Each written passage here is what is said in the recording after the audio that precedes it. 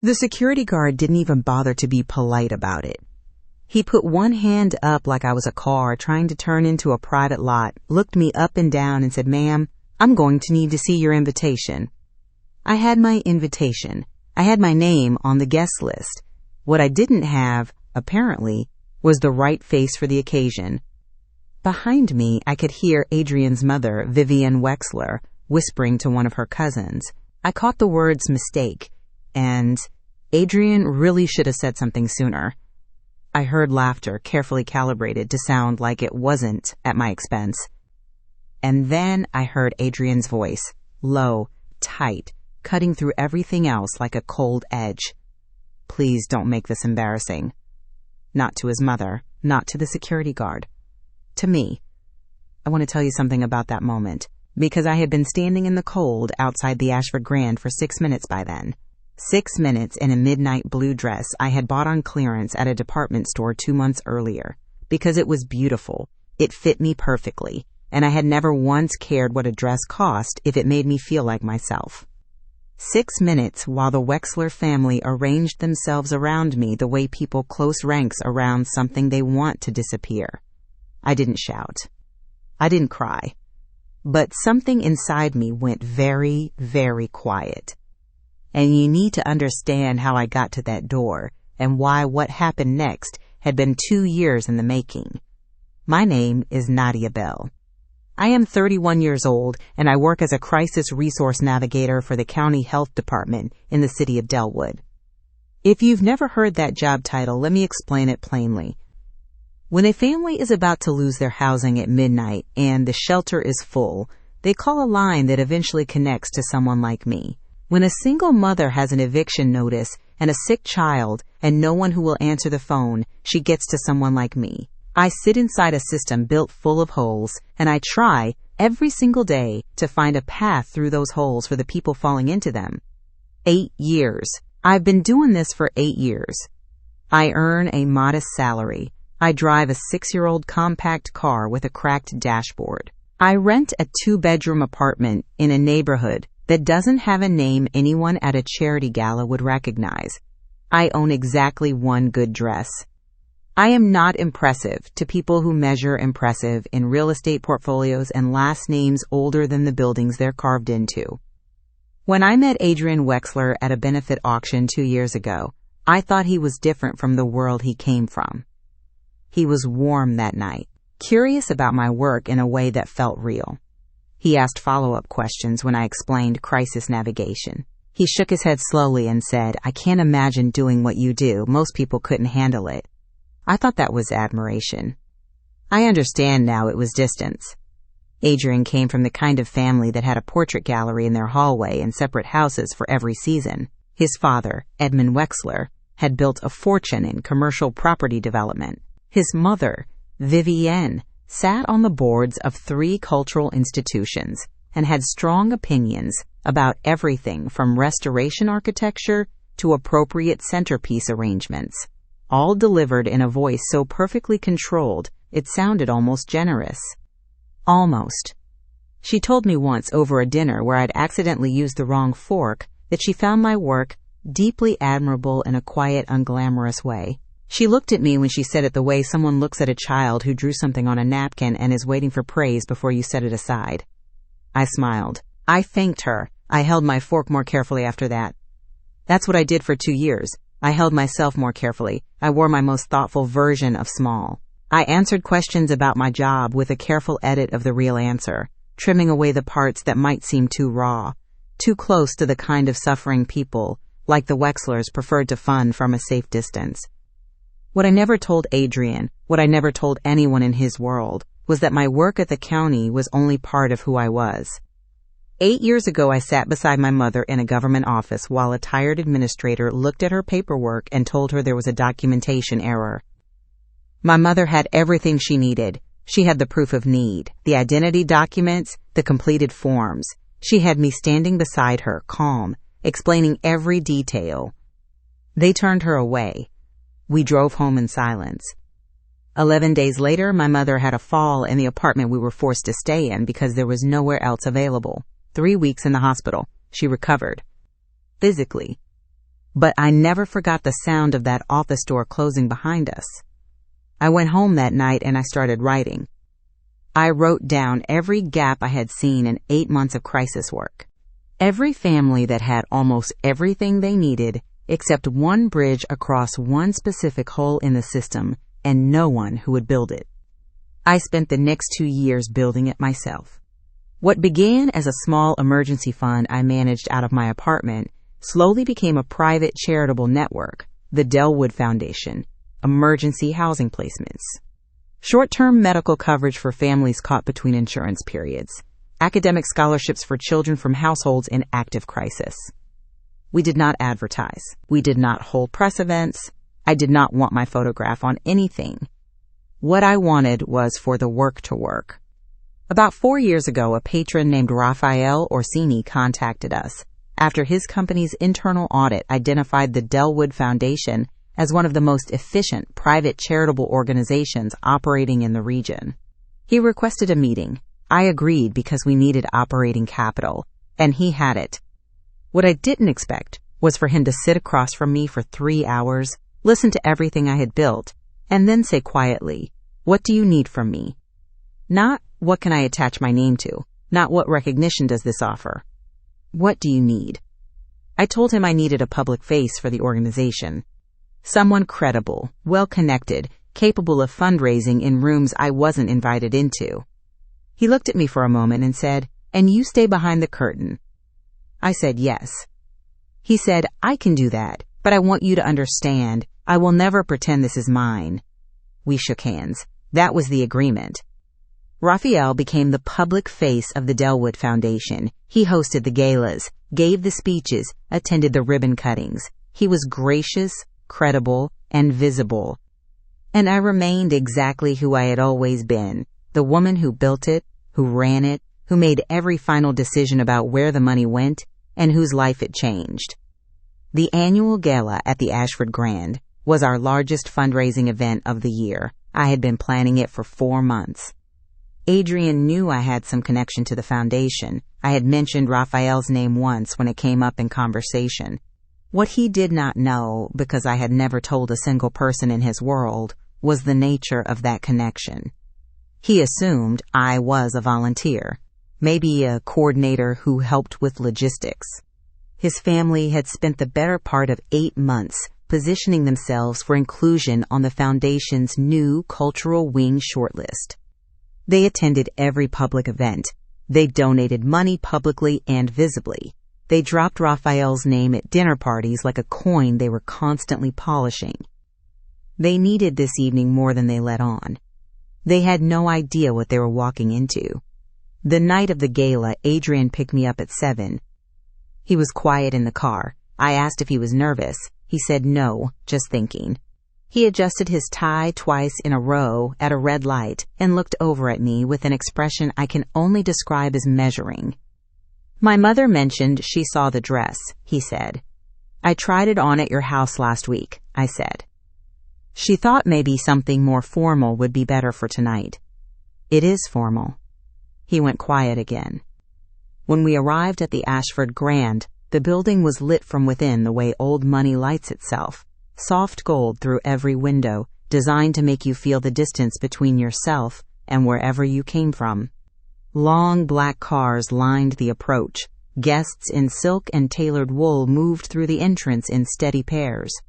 The Wexlers were clustered near the main doors. Vivian, in emerald green, with a collar that probably had its own jeweler.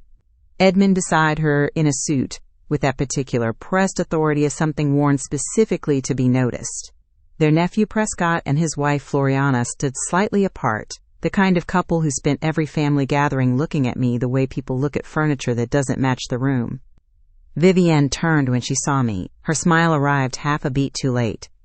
"Nadia," she said, "what a sweet dress." I thanked her. Prescott coughed into his hand. The entrance check was routine, a guard confirming names against the gala's list, standard for an event of this size. He asked for my name and ID. He checked his system. And then Vivienne stepped forward. "There may be a small mix-up," she said, with the gracious authority of a woman who has never once been told, "No, Nadia joined us as Adrian's guest. Given how quickly it fills up inside, perhaps she'd be more comfortable waiting in the lobby while the family checks in through the main entrance. The guard looked between us. "My name should be on the primary list," I said. "Nadia Bell." He checked again. Vivienne smiled, patient, immovable. "The primary list, dear, is reserved for invited guests. I am an invited guest. As a +1. Not as a +1. She gave a light, practiced laugh. "Let's not turn this into a whole production." She glanced at the guard. "Perhaps someone inside can verify? I'm sure we can sort this quietly." That was when Adrian moved. Not toward me. Not toward his mother. He stepped to my side, put his hand lightly on my elbow, and said, quietly, with his eyes on mine, "Please don't make this embarrassing." The words landed exactly the way he intended them to. Floriana glanced at Prescott. He pressed his mouth into a flat line that was trying very hard not to be a smile. Vivienne clasped her hands in front of her with the composure of a woman who had already decided how the evening concluded. Edmund had not looked up from his phone since we arrived. I stood very still. 2 years. 2 years of carefully chosen words. 2 years of right answers and wrong forks, and being called Adrian's companion at formal events where explaining me was inconvenient. 2 years of watching a family perform generosity in public and exercise something entirely different in private. I looked at Adrian. I really looked at him. Not at the version I had constructed in the quiet of hoping things were different. And something finished. Like a seam held too long finally giving way. Not violently, but cleanly, the way things end when they were never going to last. I reached into my evening bag. I took out my phone. I typed a message to Raphael. "I'm at the entrance. Some difficulty with the door. I think it's time." He responded in 12 seconds. "I'm on my way out." The lobby doors of the Ashford Grand opened 2 minutes later. Raphael Orsini is not a physically commanding man. He's average height, early 50s, silver-haired, with the kind of face that has learned how to be completely present. He wore a black suit, no tie, and he moved the way people move when they have genuinely nothing left to prove to anyone in the room. He stepped out into the entrance and scanned the small crowd near the security station. He found me, and something changed in his expression. The hosted warmth dropped. What replaced it was real, and it was not happy. He walked past the guard. He walked past Edmund without a glance. He walked past Vivienne mid-sentence. He passed Prescott and Floriana like they were part of the architecture. He stopped in front of me. He opened his arms. He hugged me. Then he stepped back, held both my hands, and looked at me for one moment before turning to address the entrance, clearly, directly, loud enough that everyone within 20 feet caught every syllable. "Welcome back, boss."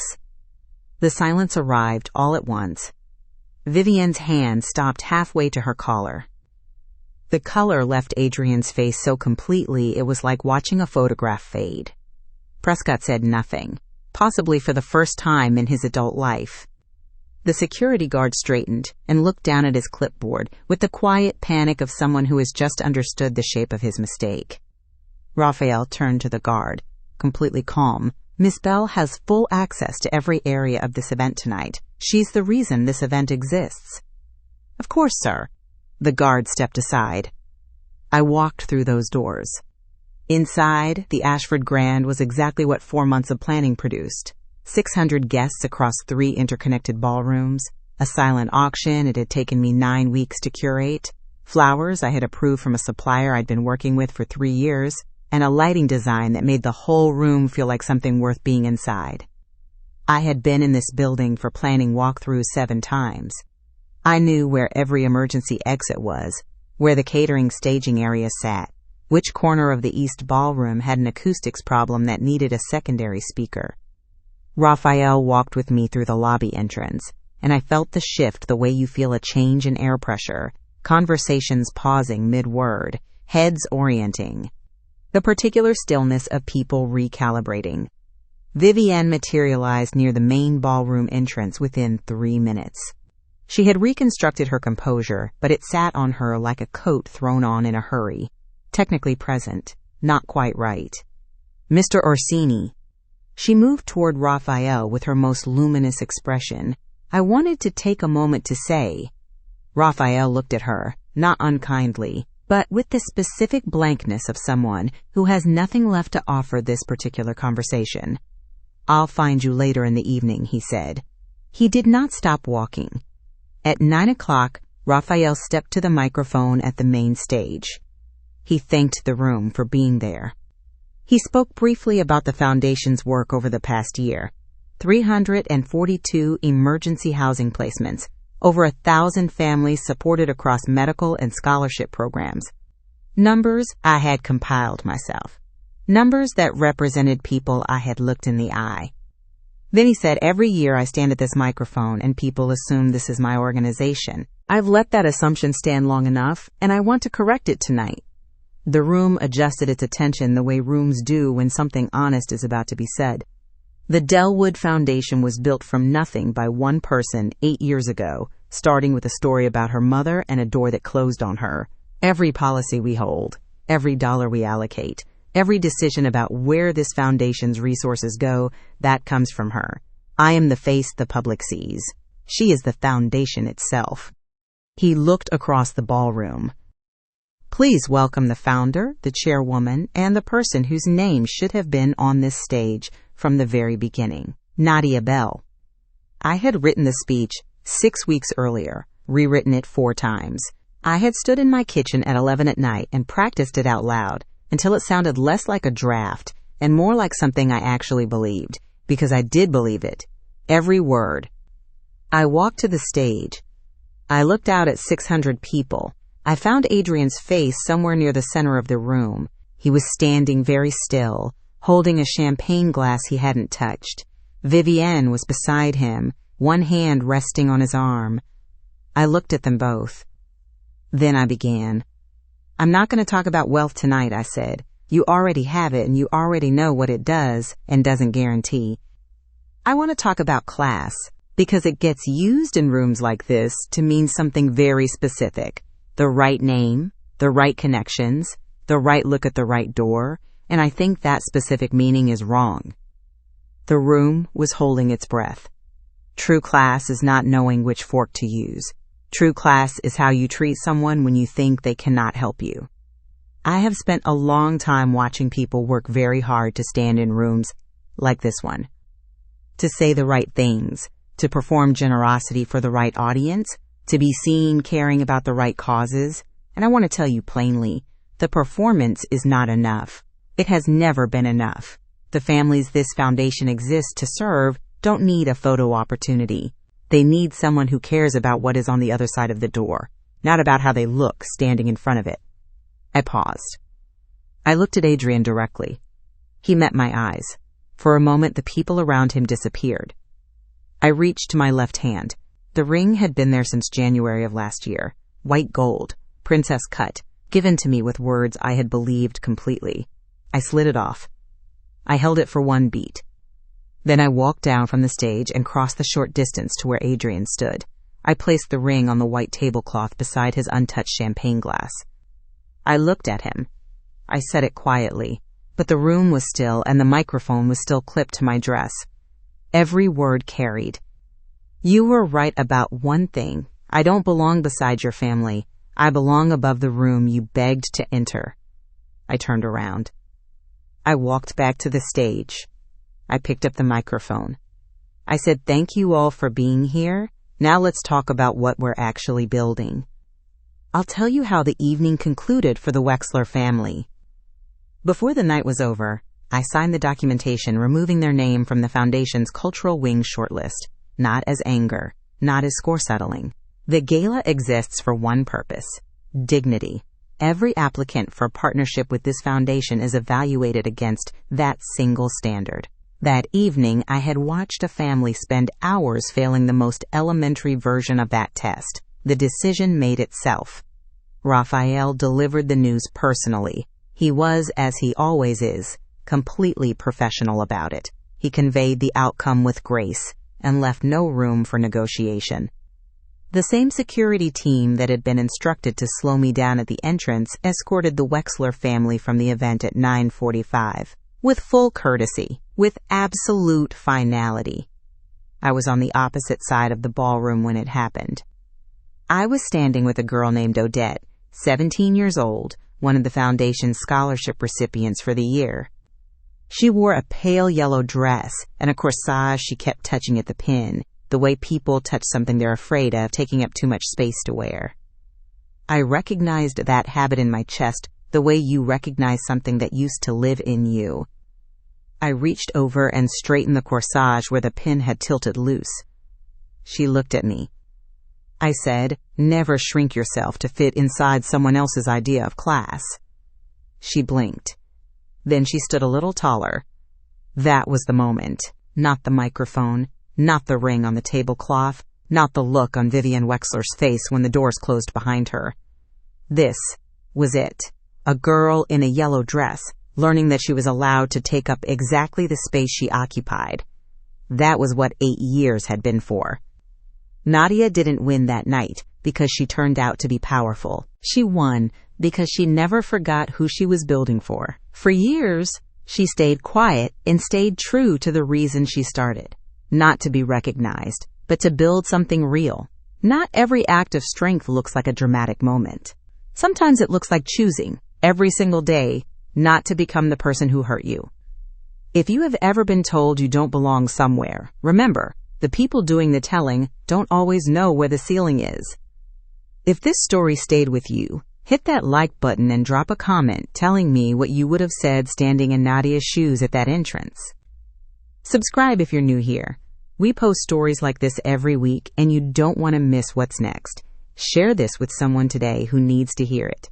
I'll see you in the next one.